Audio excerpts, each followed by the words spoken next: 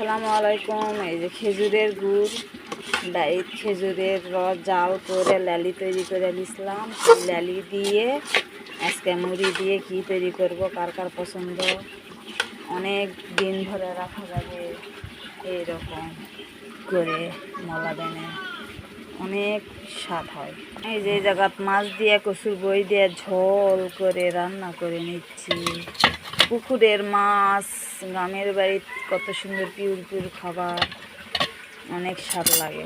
বিসমিল্লাহ আল্লাহ। এইরকম করে কি বানাবো আপনারা দেখতে থাকেন, ভিডিওর পাশে থাকেন। এই যে এইরকম করে বেনে বেনে রেখে দিব, অনেক মজা হয়।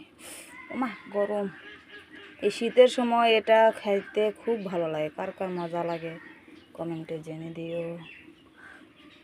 মাশাআল্লাহ, অনেক স্বাদ।